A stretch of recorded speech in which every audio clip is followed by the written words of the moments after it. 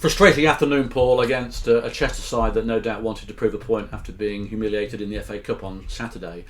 A strange afternoon official-wise. I won't go too much into it, but I don't think he helped the game. And you would never have thought that we had 10 men for large periods of that second half. I think to start, I think you've summed it up brilliantly. Was up against a dangerous animal today. They're a good side. Just gone through a bit of a bad patch, and obviously with the FA Cup result, we knew that we were going to come here and really put on a show. So I think the actual decision to send Pez off was questionable, if I'm going to be totally honest. And there were some strange decisions throughout the game. I thought even with 10 men, we looked strong, we looked fit, we looked. We didn't look as though we were going to sit back there. We took the game to Chester. Probably for a neutral, Paul, it was probably a really good game to watch. I said to Rhys Davies, who was on commentary, for a 0-0, it was a humdinger, wasn't it? Really? It was a good game. Probably both teams missed probably that little bit of class in that little bit of no-eye in the final third. I thought in the first half we needed to score to really open up the game a little bit, but that's taking nothing away from the opposition. We knew what was going to come up against, knew the good side, knew they got good players. And with all due respect, we're talking about Chester FC now, with the history and the Football League, etc. So it's a point.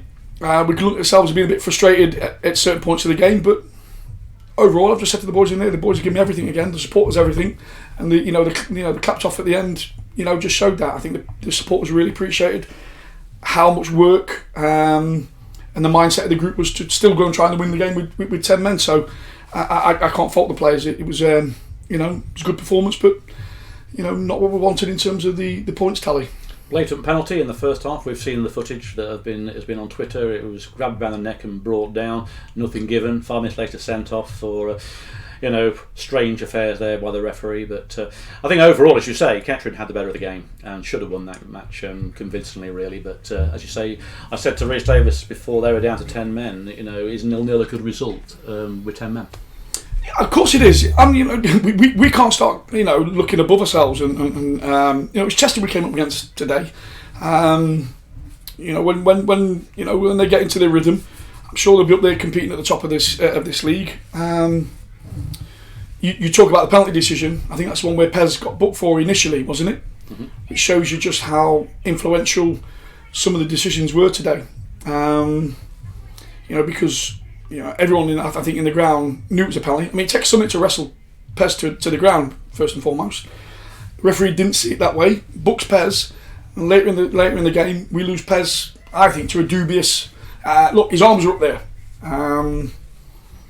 If Pez catches usually with an elbow or it's intent, there's usually a cut, bruise. Grandy got straight up and straight back on the pitch. So questionable. Nothing we can do about it now. I'll always look at the positives. I think the lads give 100% again, 100%, and I was up against a side with I think just with a lot to prove, and they were very, very stubborn, and they worked as hard as we did. So look, probably a result 0-0 is probably a fair result at the end of the day. Buxton next week in the FA Cup, that'll be an interesting tie.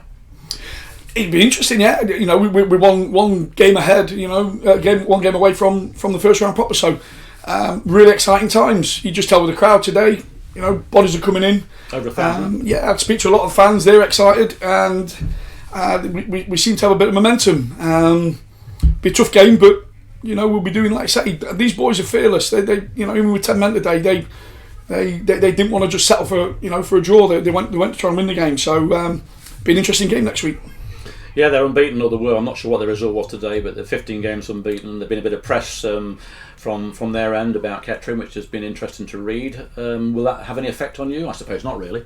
None whatsoever. I'm too long in the tooth for mind games. Every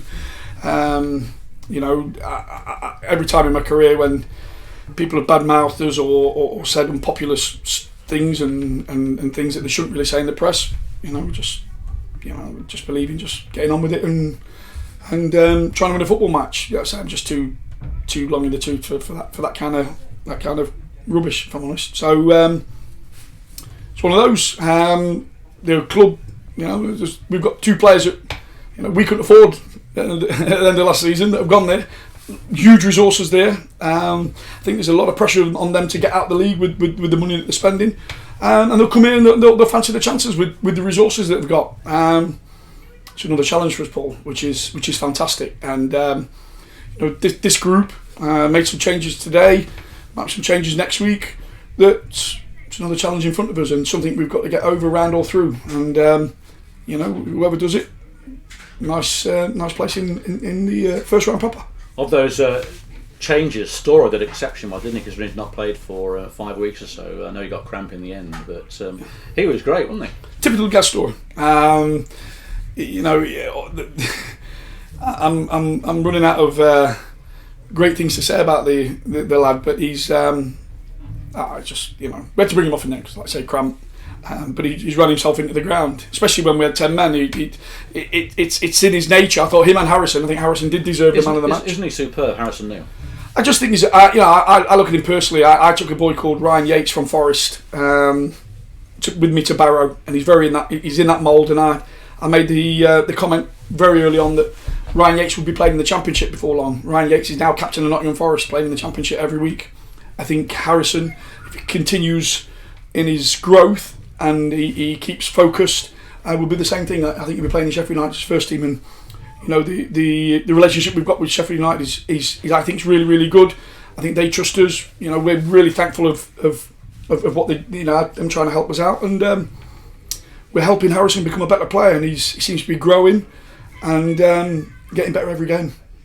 Okay, Paul, well, thank you very much for that. Great result in one respect on Tuesday night, which is fantastic. Frustrating today. Best of luck next week against Buxton. I know that, like you, we want to win and get through that first round and get Sunderland away or something in the cup. So it would be nice. It would be nice. Thank you, Paul. Thank you. Marvellous. Cheers. Thank you.